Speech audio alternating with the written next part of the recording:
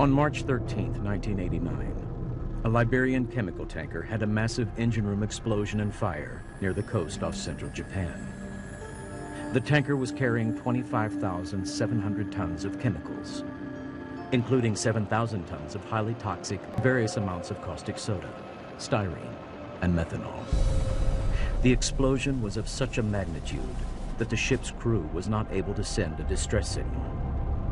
Fire and rescue teams could not board the ship due to toxic gases, fire, and continuing explosions. The tanker burned for 5 days before sinking. All 23 crew were killed. The safe handling of nitriles is critically important to everyone involved in nitriles operations. The health effects associated with exposure to these chemicals are severe. Components of accident-free operation. Do not deadhead pumps, as this will cause the pump to overheat and create an explosive hazard. Acrylonitrile may react violently with edible chemicals. These chemical reactions may release enough heat to create an explosion. Incompatible chemicals include copper or copper alloys, ammonia, caustic substances, strong acids, amines, and peroxides. Preload operations are a critical part of the nitriles loading process. Attention to detail. The transfer orders contain the plan for each product to be transferred. The caustic letter contains information on the previous or current location of caustic on the vessel. It must be confirmed that caustic was not the previous cargo and that nitriles will not be loaded adjacent to or diagonally from caustic. The ship-to-shore checklist ensures everyone will be able to communicate during the transfer. The PICs must speak English. The PIC should agree on an emergency backup method of communication should primary communications fail. This may include an air horn, flashing light, or other signals to alert the intended PIC. The preload meeting also covers any other information that is relevant to safe transfer operations. This includes having unexpired acrylonitrile Draeger tubes on hand and the antidote kit, also called a Lily kit. The Lily kit contains antidotes for cyanide poisoning, the result of exposure to acrylonitrile. A responsible person should ensure that trained medical personnel are available to administer oxygen and the Lily kit. Other important preload activities include inspections of the loading equipment and the cargo tank. Before any transfer operations begin, several pieces of equipment need to be checked. All piping, flanges, and hoses need to be inspected for dirt, water, and residual chemicals. Coast Guard-approved flanges with alignment pins must be used. Steam coils must be blinded on all tanks receiving nitriles. There must be a loading arm or hose and a vapor arm or hose on all transfers. Runaround hoses and U-bend piping arrangements are acceptable. All lines must be pressurized with nitrogen and a soak test performed to check for leaks. Keep in mind, framing around the tank can trap hazardous vapors, such as nitrogen. Safety showers also should be checked before transfer operations begin. Next, the cargo tank must be inspected to ensure it is ready to receive the nitrile. The tank is inspected under strict guidelines to make sure it is clean, dry, and odor-free. The tank must be tested for oxygen by the master, chief mate, or other responsible officer. It also may be tested for hydrocarbons or toxic gases depending on the nature of the last cargo. An oxygen meter is used to determine if there is sufficient oxygen, at least 19.5%. If the oxygen is below this level, the tank must be ventilated before anyone can enter.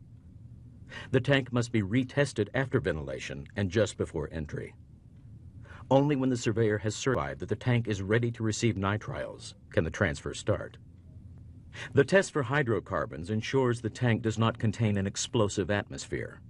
The LEL, or lower explosive limit, must be below 1%. Depending on the nature of the previous cargo, tests should be performed for specific toxic chemicals, such as benzene or hydrogen sulfide. Readings should be taken at different levels within the tank and from as many tank openings as possible.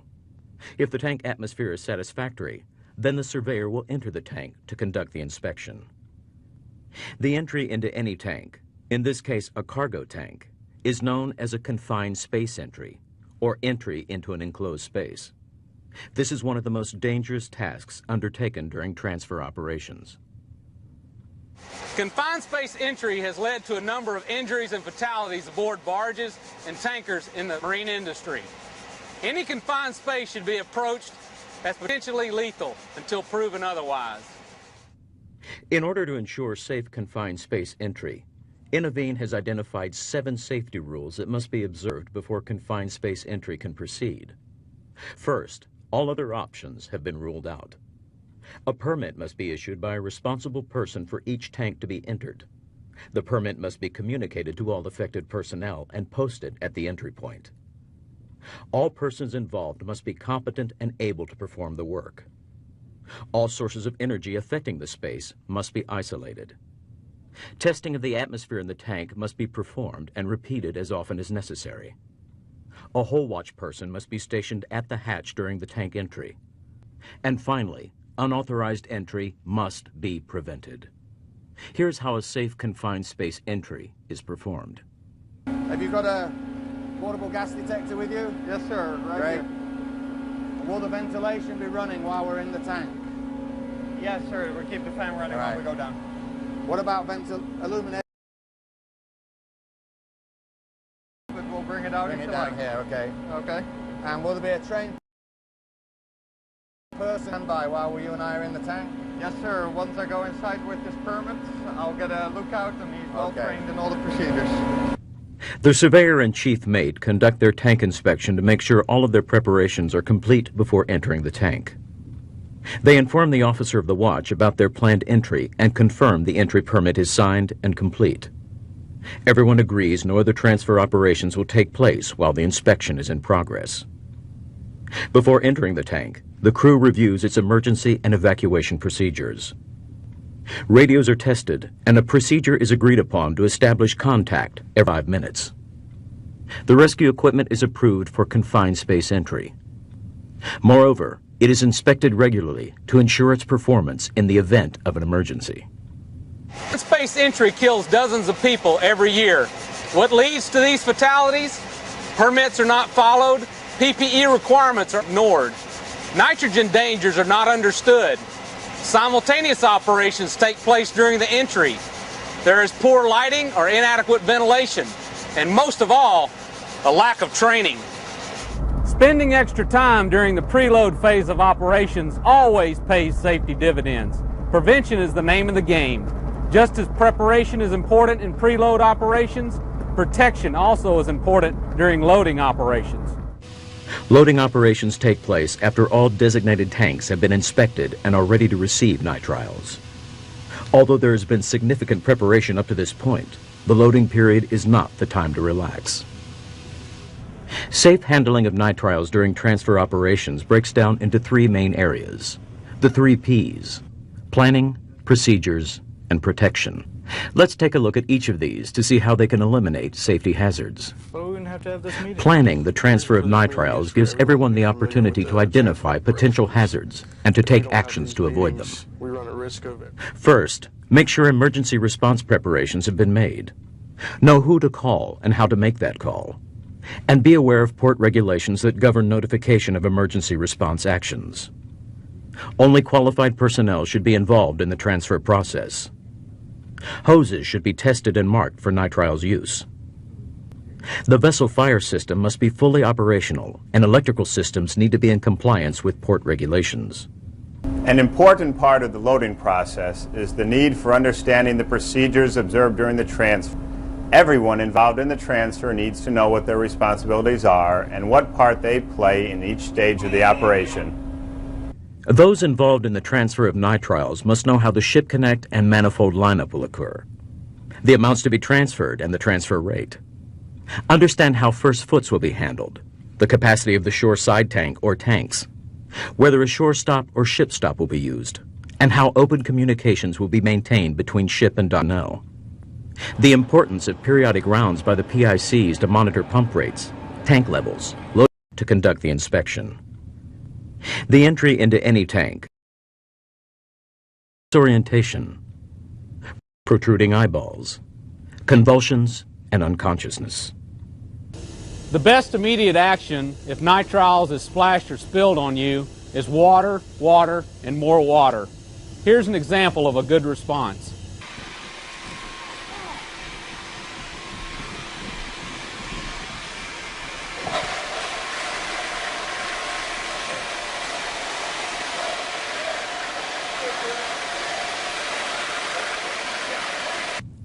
Have someone call for medical assistance immediately. Remove the victim from the spill area, making sure the rescuers are in their PPE or personal protective equipment. Remove contaminated clothing. Flush the affected areas with lots of water, washing with soap. Take anyone exposed to the hospital immediately. Time to treatment is critical. Double bag clothing for disposal, and discard any contaminated leather goods. After an exposure, administer oxygen, even if the exposure is mild. If the victim is unconscious, start CPR with a mask using a one-way valve or an ammu-bag, an airbag with a one-way valve and mask. Do not use mouth-to-mouth CPR. For a mild exposure with no alteration of consciousness, give oxygen and consider using the amyl nitrate from the antidote kit. Keep the victim on oxygen until a person trained to use the antidote kit arrives. For an exposure with a mild change in consciousness, administer the amyl nitrate in the Lily kit and consider using the sodium nitrite and sodium thiosulfate. For more serious exposures, including knockdown, the full amyl nitrate, sodium nitrite, and sodium thiosulfate antidote should be given. Make sure the physician knows the specific chemical that caused the exposure. In the case of nitrile exposure, the time to treatment is critical. You've seen what is involved in preload and loading operations, including the procedures for confined space entry, the importance of PPE, and the response for nitriles exposures. The final step for nitriles transfers is post-loading operations. There are fewer jobs to describe for post-loading operations. These are still important to the overall success of the transfer. Post-load operations are critical steps in the loading process. Since they involve disconnecting loading lines, sampling operations, they also can be the most dangerous. Everyone on the vessel and on the dock must know the clearing and disconnect procedures. All hoses and lines need to be cleared. Everyone involved in sampling and monitoring should be in the proper PPE. Sampling should be performed slowly and carefully at the best possible location to avoid exposures. This is the only time that acrylonitrile is open to the atmosphere. A transfer summary should be attached to any previously signed documents indicating any significant events during the transfer. Innovine should be contacted if any event occurs which needs follow-up to prevent unsafe conditions from continuing.